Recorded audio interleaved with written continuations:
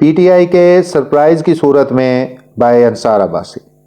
عمران خان کے لیے بہتر ہوتا کہ اپنی زیر اطاعت سیاسی جماعت کے مستقبل کو بچانے اور آنے والے انتخابات میں تحریک انصاف کے الیکشن لڑنے کی صورتحال کو بہتر بنانے کے لیے تحریک انصاف کے ان سیاستدانوں پر اعتبار کرتے جو فوج مخالف بیانیہ کا کبھی حصہ نہیں رہے۔ لیکن خان صاحب نے ایک طرف تو اپنی جماعت کی سیاست ایسے وکلا کے حوالے کر دی ہے جو ایک نئی لڑائی لڑنے کا ارادہ رکھتے ہیں، اور دوسری جانب تحریک انصاف کی کور کمیٹی میں اب بھی ان رہنماؤں کی اکثریت ہے جو انڈر گراؤنڈ ہے اور جنہیں پولیس اور ایجنسیاں گرفتاری کے لیے تلاش کر رہی ہیں۔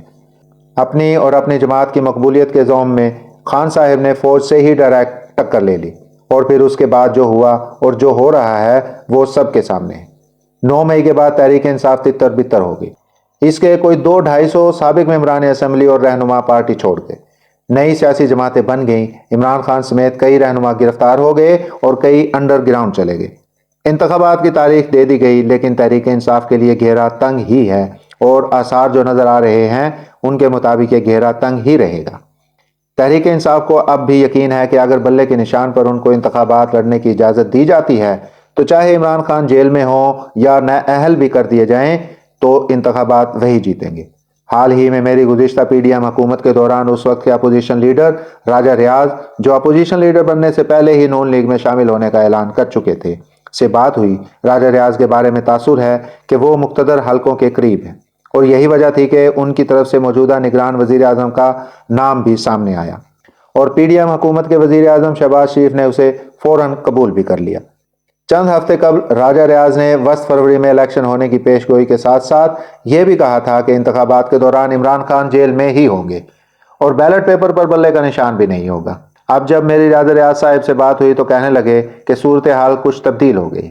ان کا کہنا تھا کہ بلے کا نشان بیلٹ پیپر پر ہوگا، لیکن تحریک انصاف کے جو لوگ الیکشن لڑیں گے ان کی بڑی اکثریت میں نئے چہرے ہوں گے، یعنی ان کے پاس الیکشن لڑنے کا تجربہ نہیں ہوگا، ان کے پاس الیکشن مہم کے لیے وقت بھی کم ہوگا، جبکہ ماضی کے برعکس تحریک انصاف کو الیکشن کے لیے فنڈنگ کی بھی کمی ہوگی۔ راجہ ریاض کے مطابق ان وجوہات کے باعث تحریک انصاف بہت کم سیٹیں جیتے گی۔ ہو سکتا ہے تحریک انصاف کے بارے میں ایسی ہی حکمت عملی دیکھنے کو ملے۔ تحریک انصاف کے رہنماؤں کے مطابق بیلٹ پیپر پر اگر بلے کا نشان ہوتا ہے تو تمام تر مشکلات کے باوجود تحریک انصاف الیکشن جیت جائے گی۔ اگر واقعی ایسا ہی ہوتا ہے اور تحریک انصاف انتخابات میں سرپرائز دے دیتی ہے تو کیا پی ٹی آئی کی قیادت نے یہ سوچا ہے کہ ایسے سرپرائز کے بعد پھر کیا ہوگا، خصوصاً ایسی صورتحال میں جب کہ عمران خان اور اسٹیبلشمنٹ کی لڑائی کا خاتمہ نہیں ہوا؟ جن کو تحریک انصاف کی جیت کا یقین ہے وہ اس نقطہ کے متعلق سوچ و بچار ضرور کریں، کیونکہ انتخابات کے بعد پاکستان کسی نئی کھینچا کا متحمل نہیں ہو سکتا۔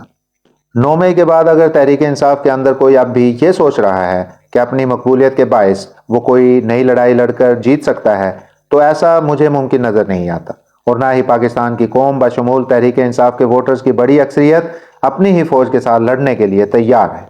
یاد رہے کہ گزشتہ جولائی میں کیے گئے ایک سروے کے مطابق پاک فوج کی بحیثیت ادارہ مقبولیت 88% تھی۔ یہ وہی سروے ہے جس میں عمران خان کو سیاستدانوں میں سب سے زیادہ مقبول دکھایا گیا تھا۔